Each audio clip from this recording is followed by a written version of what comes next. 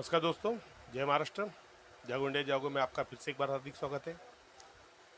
तो दोस्तों, आज हम बात करेंगे कि जो कल की वीडियोस थी उस पर अच्छे अच्छे कमेंट्स आए। जहाँ तक वो कमेंट्स देख के मुझे ऐसे लगे कि आपकी भी जागरूकता, आपकी भी जो ख्वाहिशें बढ़ रही है इस चीज़ को जानने की कि सूचना का अधिकार क्या है। और यही है जागरूकता, यही है जागरूकता। उसमें हमारे एक मित्र है कृष्णा गुप्ता, उन्होंने बहुत अच्छा कमेंट किया है कि ये 45 दिन जो है वो पहले एप्लीकेशन के 30 दिनों के अंदर काउंट किया जाएगा या नहीं जाएगा, इसके बारे में हमें बताइए। फिर हमारे एक मित्र हैं सुरेंद्र सिंह जी। सुरेंद्र सिंह जी ने बहुत अच्छा कमेंट किया है, जिसके अंदर ये कमेंट में कहा है कि आरटीआई कैसे करें, 30 दिन कब होता है, कहाँ से होता है, फिर 45 दिन कब होता है, इस चीज़ के बारे में हमें समझाइए। अपील कैसे करें, कहाँ करें, उसका जो भी एड्रेस वगैरह है वो बताइए। तो दोस्तों, आज हम इसी विषय में बात करते हैं, क्योंकि ये बहुत अच्छा कमेंट किया है जो लोगों को जानना चाहिए कि आरटीआई एप्लीकेशन करे कैसे। देखिए, आरटीआई एप्लीकेशन आप बराबर अगर करेंगे तो उस एप्लीकेशन को देख के अधिकारी समझ जाएगा कि ये बंदे, इस व्यक्ति को आरटीआई का ज्ञान है।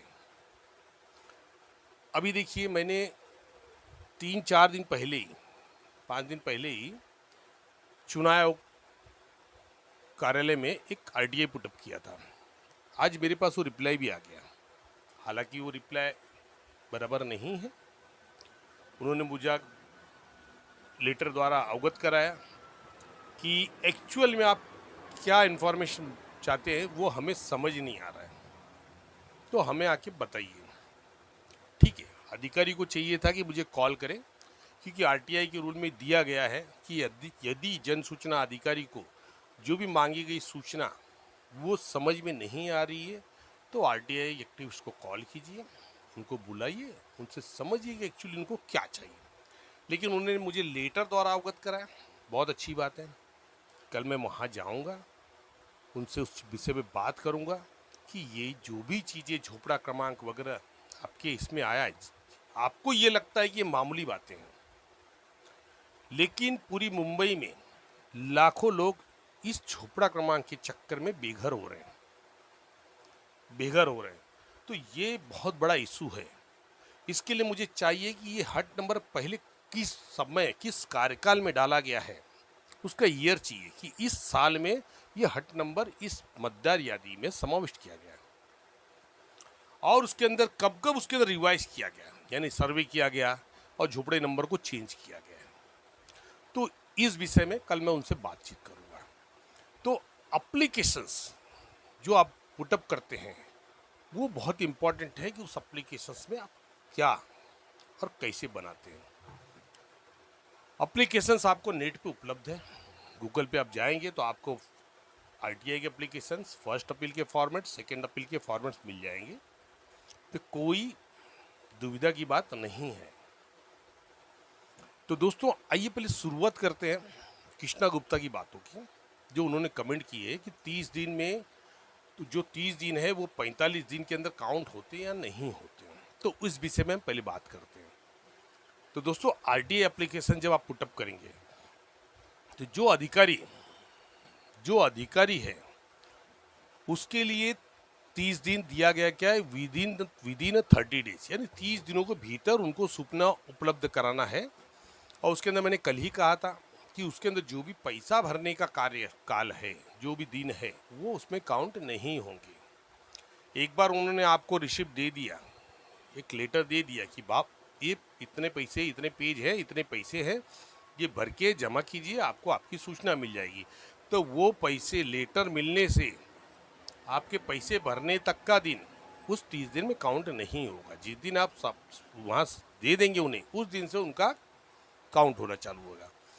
तो 30 दिन ये आपके लिए दिए गए कि 30 दिनों में अगर जन सूचना अधिकारी आपको कोई भी इंफॉर्मेशन प्रोवाइड नहीं करता है तो आप अपील फाइल कर सकते हैं, फर्स्ट अपील फाइल कर सकते हैं।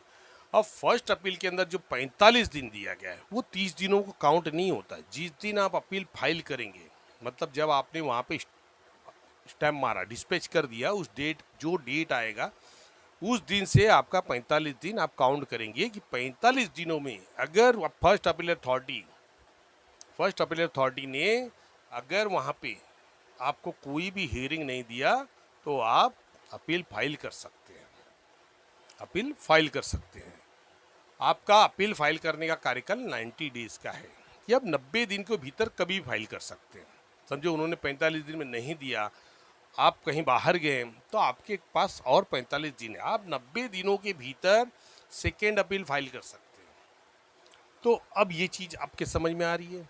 अब दूसरी चीज़ ये भी सुन लीजिए कि यदि जन सूचना अधिकारी ने 2 दिन में आपको रिप्लाई दे दिया और उन्होंने कह दिया कि भैया आपने जो सूचना मांगा है उपलब्ध नहीं है, या आपको कहा कि भाई आप पैसे भर के लेके जाइए, तो आपको तुरंत उसके पैसे भरने हैं, उसकी रिसिप्ट उनको प्रोवाइड करना है और ओरिजिनल कॉपी आपके पास रखना है, झेरॉक्स उनको देना है कि भाई ये रिसिप्ट लीजिए और मुझे मेरी इन्फॉर्मेशन कब दे रहे हो बताइए। अब इन्फॉर्मेशन का स्वरूप के ऊपर डिसाइड करता है कि इन्फॉर्मेशन 1 पेज की है या 50 पेज की है। तो उसमें जब ज़्यादा इन्फॉर्मेशन है तो जन सूचना अधिकारी आपको कहेगा कि सर 2 दिन के बाद आइए, आपकी सूचना में रेडी करके स्टैम्प मार के सब रेडी करके रखता हूँ। यदि आपको 1 हफ्ते में इस इन्फॉर्मेशन दे दिया कि आपके द्वारा मांगी गई सूचना उपलब्ध नहीं है, तब आपको 30 दिनों का इंतजार करने की जरूरत नहीं है। वो 30 दिन कब से लागू होंगे? जिस दिन जो जन सूचना अधिकारी आपको लेटर्स देंगे तब से फिर 30 दिन आपके लिए लागू हो जाएंगे कि 30 दिनों के अंदर आपको सूचना, मतलब अपील फाइल कर सकते हैं। यदि आप उसके 2 दिन बाद भी अपील फाइल कर सकते हैं तो नो प्रॉब्लम, आपके लिए कोई बंदिश नहीं है कि जन सूचना अधिकारी ने अपना जो भी उनका लेटर्स था इंफॉर्मेशन के बदले आपको सचेत कर दिया कि भैया सूचना उपलब्ध नहीं, आप उसके खिलाफ अपील में जा सकते हैं, वहां आपको 30 दिन रुकने की जरूरत नहीं है। अब उसी तरह समझिए फर्स्ट अपील अथॉरिटी ने आपने पुटअप किया, 10 दिन में आपको हियरिंग दे दिया। अब वो हियरिंग के बाद जन सूचना अधिकारी को क्या आदेश देते हैं इसके ऊपर आपको देखना है कि क्या उन्होंने जन सूचना अधिकारी को इंफॉर्मेशन प्रोवाइड करने के लिए बोला है या नहीं बोला है। तो उसके अंदर वो समय देंगे कि आप 8 दिन के अंदर या 15 दिन के अंदर इनको सूचना मुफ्त में उपलब्ध कराए, निःशुल्क, अंडर सेक्शन 7(6) में निःशुल्क सूचना उपलब्ध कराए। और यदि फर्स्ट अपील अथॉरिटी राज्य जन सूचना अधिकारी के दिए गए लेटर्स को वो कहता है कि नहीं बराबर है, इनके पास सूचना उपलब्ध नहीं है, तो कहाँ से देंगे? तब आप उसको, अगर आप वहाँ पे अपील में कह रहे हैं कि भैया सेक्शन 7(8) में मुझे रीजन दीजिए और आपकी बात को इग्नोर किया जा रहा है, तो उनके ऑर्डर्स के तुरंत दूसरे दिन ही आप सेकेंड अपील फाइल कर सकते हैं, आपके लिए कोई प्रतिबंध नहीं है। इस चीज़ों को आप समझिए। अब आइए हम चलते हैं सुरेंद्र जी की कमेंट्स पे। तो सुरेंद्र जी ने जो कमेंट्स किए बहुत अच्छे कमेंट्स किए, वो ऐसे कमेंट्स होने चाहिए जो जागरूकता वाले हैं लोगों की, मतलब अपने मन में एक चीज़ हो रही कि मुझे जानना है कि आखिर हम सूचना का अधिकार के अंदर आरटीआई एक्टिविस्ट, सूचना का अधिकार कार्यकर्ता कैसे बने। तो ये चीज़ बहुत ही, ये आपकी अंदर अंतरात्मा आपको पूछ रही है कि भाई मुझे भी ये करना है, कैसे करें, इस बारे में जानना है। तो ये बहुत अच्छा कमेंट्स है। और ये कमेंट्स के ऊपर ये पहली बात तो ये कि सूचना का अधिकार का एप्लीकेशन कैसे बनाएं। देखिए सूचना का अधिकार का एप्लीकेशन मैंने पहले कहा गूगल के ऊपर फॉर्मेट्स है, आपके फर्स्ट अपील के फॉर्मेट से, सेकेंड अपील के फॉर्मेट से, आप उन चीज़ों को फॉर्मेट्स के अंदर हाथ से भी भर के डाल सकते हैं, या आपके पास साधन है तो आप अपना फॉर्मेट बनाइए, उस हिसाब से उसमें पुटअप करिए। चलिए थोड़े शब्दों में हम बताते हैं कि सूचना का अधिकार का पहला एप्लीकेशन आप कैसे डालें। अब ध्यान से सुनिएगा, अब ध्यान से सुनिएगा। सबसे पहले तो ऊपर आप लिखिए राइट टू इंफॉर्मेशन एक्ट 2005, सूचना का अधिकार अधिनियम 2005। नीचे ब्रैकेट में लिखिए सी रूल 3, नियम 3, ब्रैकेट में नियम 3, क्योंकि रूल 3 के अंडर में आपका एप्लीकेशंस आते हैं। अब उसके बाद आप अपना नाम और एड्रेस डालिए। उसके बाद जन सूचना अधिकारी का पद और उसका कार्यालय का पता ये डालिए। उसके बाद सूचना का विषय कि आपको क्या सूचना चाहिए।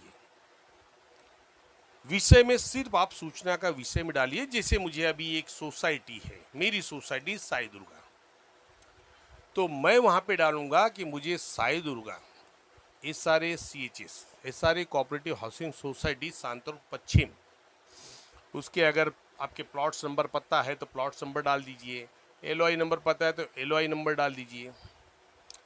इस विषय में सूचना मिलने हेतु आवेदन, बस इतना डालिए। उसके बाद आप नीचे एक कॉलम आएगा कि सूचना आपको किस कार्यकाल की चाहिए। मतलब अभी समझ लिए आपको 2024 चल रहा है, आपको 2020 की सूचना चाहिए, तो आप उसमें लिखिए 2020 से 1/1/2020 से आज तक, तो वो आपकी 2024 तक की जो भी आप रिक्वायरमेंट मांग रहे हो आपको देना पड़ेगा। अब उसके बाद आएगा सूचना का संक्षिप्त विवरण पर्टिकुलर ऑफ द इंफॉर्मेशन। अब उसके अंदर नीचे पॉइंट 1 आएगा या ए लिखिए।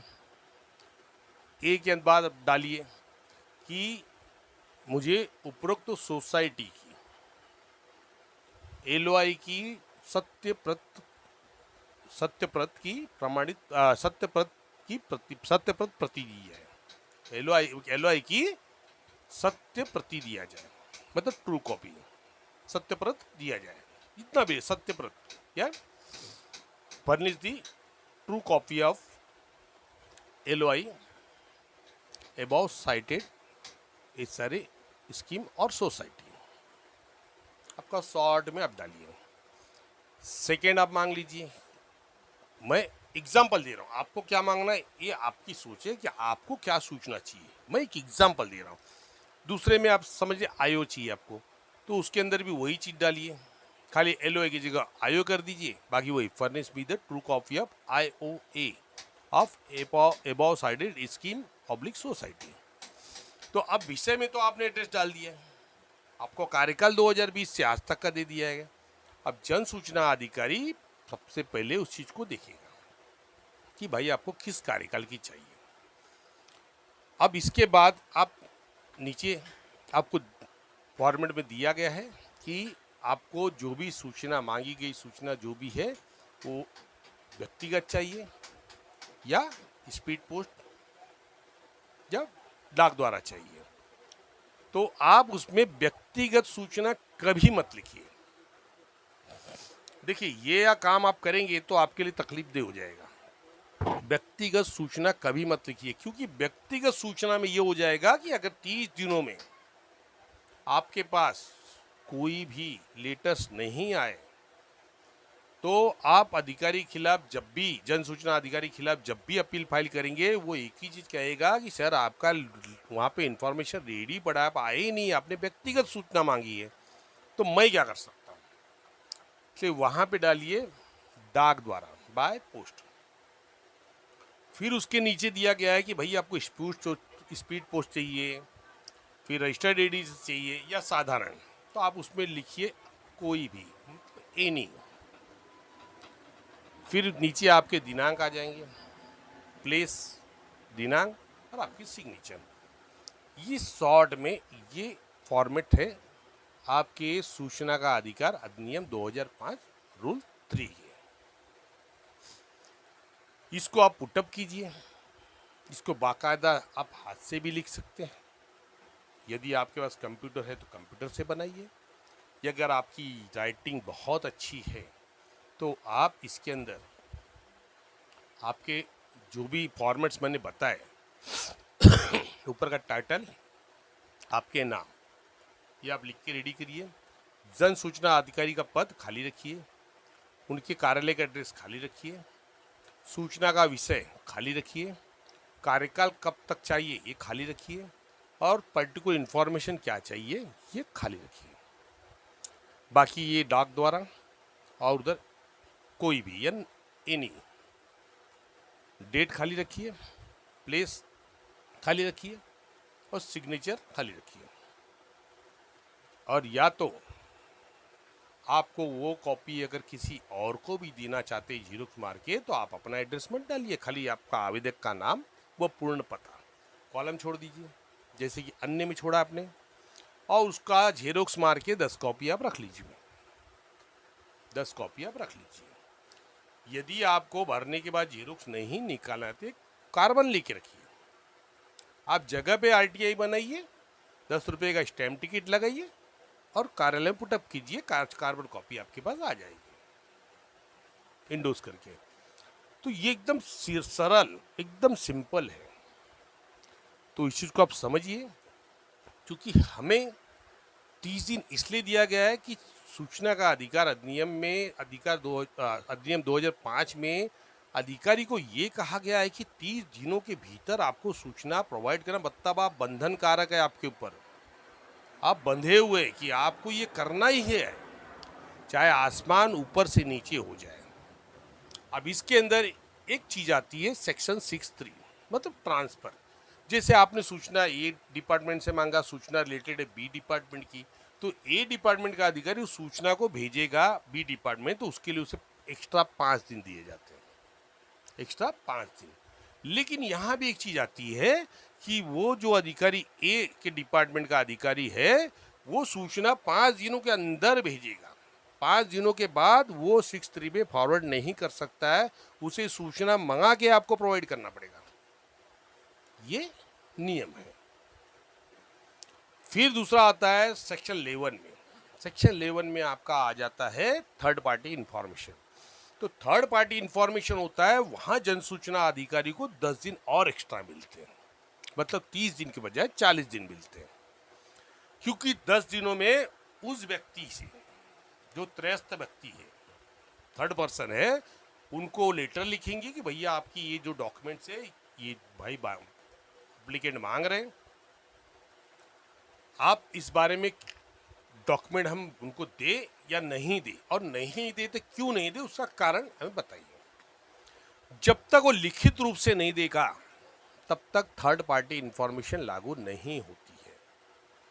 इस चीज को आप समझिए। और उसके अंदर भी थर्ड पार्टी इंफॉर्मेशन भी कि जरूरी नहीं कि पूरे का पूरा डॉक्यूमेंट ही सेक्शन 8(3) में आता हो। जैसे कि अधिकारी सीधा लिख देते हैं 8(3) में। 8(3) में आपने किस डॉक्यूमेंट को कॉन्फिडेंशियल किया, ये, क्योंकि सेक्शन 9 पृथकीकरण, सेक्शन 9 पृथकीकरण मतलब सेपरेशन, डॉक्यूमेंट का सेपरेशन करना। कॉन्फिडेंशियल क्या है और नॉन कॉन्फिडेंशियल क्या है, गोपनीय कौन सी है और जो गोपनीयता से परे है वो कौन सा है, इसका सेपरेशन करना ये जन सूचना अधिकारी का कर्तव्य है और उसे करना है।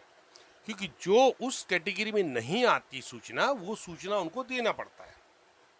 ये आरटीआई का रूल है। अब अधिकारी ने आपको दे दिया लेटर कि भैया आपने जो सूचना मांगा था वो 8(3) में आता है, डालिए अपील उनके खिलाफ। भाई 8(3) में कौन सी सूचना आती है, आपने किस किस सूचना को 8(3) में बताइए, बताइए। आपने सेक्शन 11 के आधार पे थर्ड पर्सन को आपने लेटर भेजा, आपको 10 दिन एक्स्ट्रा मिले थे। यदि कोई व्यक्ति, यदि कोई अधिकारी तुरंत दे दे, भैया आपने आरटीआई डाला और तुरंत आपको लिख के भेज देते कि भैया आपकी जो रिकॉर्ड है वो अवेलेबल नहीं है, मतलब वो अधिकारी आपको मूर्ख बना रहे। भाई आपको दिया गया है 30 दिन के भीतर, आपके पास 4 दिन नहीं हुआ, आरटीआई आपके पास पहुंची नहीं है, आपने तुरंत लेटर बना के दे दिया, मतलब आपका इरादा क्या है? आपने रिकॉर्ड देखा ही नहीं होगा, आपने रिकॉर्ड देखा ही नहीं होगा, ये क्लियर बात है।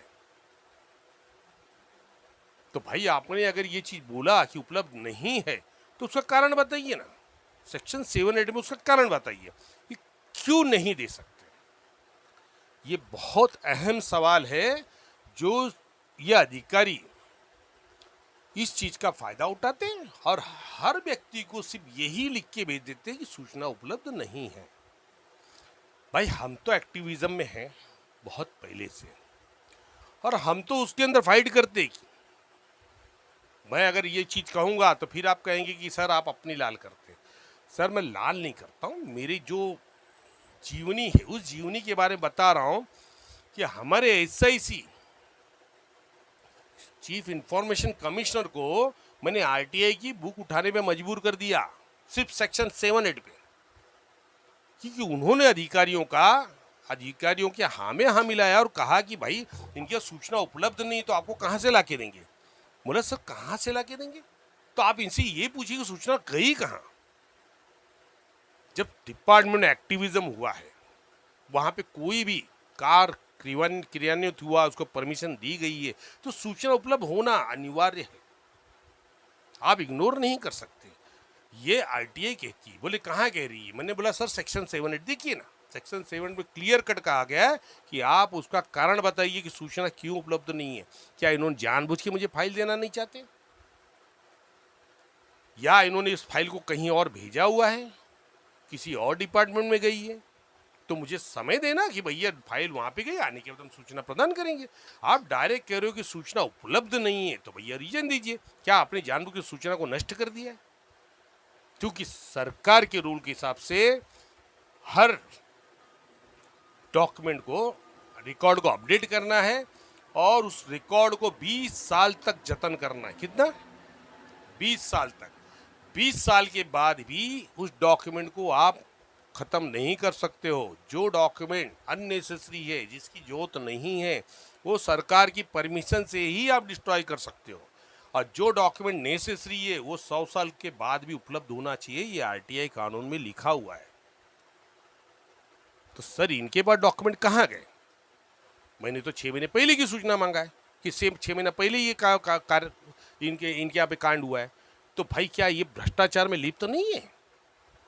आखिर में एसआईसी चीफ इंफॉर्मेशन कमिश्नर को लॉ की बूथ उठाना पड़ा, सेक्शन 7(8) देखे। और मेरा पहले जब अपील डालता था, मैं अपनी अपील पे आरटीआई एक्टिविस्ट का स्टैम्प मारता था, क्योंकि मैं आरटीआई एक्टिविस्ट हूँ पहले से, 2002 से मैं लड़ रहा हूँ, तो आरटीआई एक्टिविस्ट का स्टैम्प मारता था।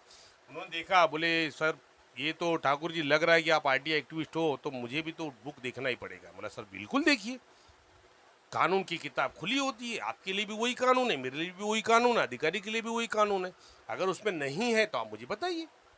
उन्होंने खोल के देखा और उसके बाद अधिकारी को बोले कि भैया रीजन दो, इनको कारण बताओ, सूचना कहाँ गई तुम्हारी, रीजन दो, और 15 दिन को दो, और 15 दिन में एफिडेविट फाइल करो कि तुम्हारे पर कार्रवाई क्यों नहीं की जाए। तो ये चीजें आपको लड़ना है। कानून आपको अधिकार देता है, सिर्फ आपको अधिकार लेना आना चाहिए, सिर्फ आपको अधिकार लेना आना चाहिए। ये चीज को समझिए आप।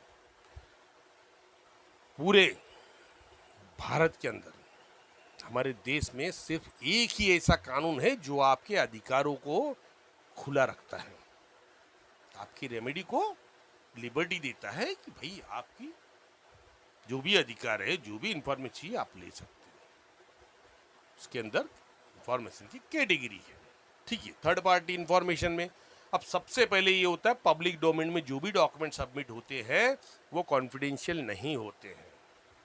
तो मुझे बताइए कि आज मैं अपने डॉक्यूमेंट्स, पर्सनल डॉक्यूमेंट, चलिए पैन कार्ड, आधार कार्ड को छोड़ दीजिए, मैं अपने लाइट बिल्स, अपने राशन कार्ड, ये मैं डिपार्टमेंट में सबमिट करता हूँ, क्या वो फाइल विधानसभा में या संसद में नहीं ओपन कर सकते? क्या वहाँ नहीं ले जा सकते? तो सेक्शन 7(8) यही बोलता है, जो फाइल विधानसभा और संसद में दिखाई जा सकती है वो कॉन्फिडेंशियल नहीं होती है। तो पब्लिक डोमेन में डॉक्यूमेंट है वो कॉन्फिडेंशियल नहीं होगा। ये तो सुप्रीम कोर्ट ने भी ऑर्डर दिया है, CIC के भी ऑर्डर्स है। तो इस चीज़ की आपको लड़ना पड़ेगा भाई। ठीक है, आप उनके पैन कार्ड, उनके जो अकाउंट नंबर मुझे नहीं चाहिए, लेकिन मुझे ये देखना है कि ये जो भी डॉक्यूमेंट्स इनके हैं वो क्या वो सही है। जो डॉक्यूमेंट मेरे पास नहीं आएंगे मैं उसे वेरीफाई कैसे करूँगा, भ्रष्टाचार कैसे ओपन होगा। मुझे बताइए ना, ये सरकार आई 2014 में, जो अभी सरकार बैठी हुई है 2014 में आई। 2014 से RTI में एक भी स्कीम खुले, एक भी स्कीम खुले मुझे बताइए ना। नहीं खुले सर, यही तो बात है। ये बोलते वो सरकार ने क्या किया। मैं आपको याद दिला दूं, आदर्श घोटाला के समय में कांग्रेस सरकार ही थी, स्टेट में भी कांग्रेस सरकार ही थी, और CM के ऊपर कार्रवाई भी हुई। भूल गए, भूल गए। उन्हीं की सरकार थी, फिर भी कार्रवाई हुई। लेकिन इनके सरकार में जो भ्रष्ट नेता है उनको अपनी पार्टी में शामिल करने के बाद क्लीन चिट दे देते हैं। तो ये वो सरकार है, ये गरीबों की सरकार नहीं है। आप पहले ध्यान रखिए, गरीबों की सरकार नहीं। अगर ये गरीबों की सरकार होती तो 2014 से आज 2024 10 सालों में SRA में त्राइमाम मचा है। गरीब पब्लिक परेशान है। ये बोलेंगे हमने ये कानून बनाया, अरे सब कानून आपने अधूरे बनाए, सब कानून अधूरे बनाए। आपने जितने कानून बनाए उन अधिकारियों के लिए दुकान खोल दी है, उन अधिकारियों के लिए दुकान खोला आपने। आपको कानून बनाना चाहिए था कि यदि डॉक्यूमेंट, उनके 2 डॉक्यूमेंट भी दिखते हैं जो ये प्रूव करता है कि भैया उनका घर है और रहते हैं, तो उनको घर देना है, ये नियम। और जो अधिकारी पात्र नहीं है उसके खिलाफ कार्रवाई होगी। तो ये कानून क्यों नहीं बनाया गया भाई? क्या बात है कि वहां पे जोड़ पत्र 3-4 भरने के बाद 6-6 महीने, साल भर लोग धक्के खाते हैं। क्या कारण? क्या सरकार को नहीं पता है? लेकिन नहीं, ये लिंक जुड़े हैं, ये सरकार के अधिकारियों के सबके लिंक जुड़े हैं। ये अपने रास्ते में, गांधी जी के लिए रास्ता साफ करने के लिए अपने रास्ते खुद बनाने शुरू कर दिए हैं। ऐसे बहुत सारे केसेस हैं, बहुत सारे केसेस हैं। एडिशनल कलेक्टर 33-38 भी कार्रवाई करते थे, complaint authority, additional appeal authority थे, वो SRA ने ले लिया, क्योंकि 33-38 में बिल्डर की जो गांधी जी ज्यादातर अधिकारियों के पास जाती थी, तो ये SRA ने अपने पास ले लिया, ये अपने पास ले लिया। पात्रता का मैटर था, SRA ने अपने पास ले लिया। मतलब जहां दुकान खोली अपने पास ले लिया। बीच में 2022 में एक ऑर्डर्स निकले, GR निकले कि भैया जो भी पात्रता, जो एनेक्चर बनने के बाद आप कोई भी पात्रता नहीं कर सकते हो, और जो पात्रता हुई वो रद्द हो जाएगी, उसको मान्य नहीं किया जाएगा जब तक वो अपील में ही जाते हैं। फिर 2023 में एक GR निकलता है, नहीं नहीं नहीं नहीं, पहले कंपनी अथॉरिटी जब तक ऑर्डर्स नहीं देती तब तक आप अपील एडमिट नहीं करोगे। भाई क्या फंडे है ये क्या चल रहा है? ये सरकार क्या कर रही है? चूहा बिल्ली का खेल खेल रही है। मतलब हर डिपार्टमेंट अपने फायदे के लिए ये चीज मेरे पास रहनी चाहिए, ये चीज मेरे पास रहनी चाहिए। तो ये चल रहा है। इस सारे पात्र पात के नाम पे लोगों को रुलाया जा रहा है, मतदार यादी के नाम पे लोगों को रुलाया जाता है, ये स्लम की जो सर्वे पावतियां उसके खिलाफ, उसके लिए लोगों को रुलाया जाता है। तो दोस्तों, उस चीज से निपटने के लिए सिर्फ सूचना का अधिकार, एक्टिविज्म में आइए, महाराष्ट्र को करप्शन फ्री बनाइए। ये आपका कर्तव्य है, और आप कर्तव्य से बंधे हुए हैं। संविधान के अनुच्छेद क्रमांक 51 के अधीन ये हर व्यक्ति का कर्तव्य है कि अपने राज्य में, अपने देश में कोई भी ऐसे काम नहीं होने जिससे हमारी देश की, तो राज्य की संप्रभुता, अखंडता को कोई ठेस पहुंचे या हमारी सरकारी संपत्तियों को कोई नुकसान पहुंचाए। ये प्रत्येक व्यक्ति, भारतीय व्यक्ति का कर्तव्य है और कर्तव्य से बंधे हैं। तो करप्शन के ऊपर अगर लड़ना है तो RTI उठाइए, डालिए एप्लीकेशन। तो दोस्तों, वीडियोस लंबी हो रही है, आज हम RTI एप्लीकेशन के ऊपर बात करें, कल हम अपील के बारे में बताएंगे, अपील कैसे करें, कहाँ करें। ठीक है, तो दोस्तों इसमें और बहुत सारी चीज़ें हैं, वो भी आपको आइडिया डालना है, वो भी हम कल बात करेंगे। वीडियोस लंबी हो गई, फिर आप बोलेंगे सर वीडियोस बहुत लेंथ लंबी हो जाती है, लेकिन ज्ञान की बातें हैं तो थोड़ा समय आपको तो देना ही पड़ेगा। और मुझे आज अच्छा लगा, ऐसे ही कमेंट कीजिए ताकि उस कमेंट में मैं आपको जवाब दूं या आपको बताऊं रास्ते क्या। तो धन्यवाद दोस्तों, जुड़े रहिए जागो इंडिया जागो के साथ। हर पल की हर जानकारी, हर नियम आपको हम बताएंगे और जागरूकता लाना है तो आपका साथ जरूरी है। एक हाथ मैं बढ़ा रहा हूं तो 100 हाथ आपको बढ़ाना है, ये बात ध्यान रखिए। मैं आपको समझा रहा हूं, आप और 10 को समझाइए। हमें व्यापार नहीं, जागरूकता लाना है। तो दोस्तों मिलते हैं नेक्स्ट वीडियो में। अपील, फर्स्ट अपील और सेकंड अपील के विषय में बात करेंगे। धन्यवाद। जय हिंद, जय महाराष्ट्र।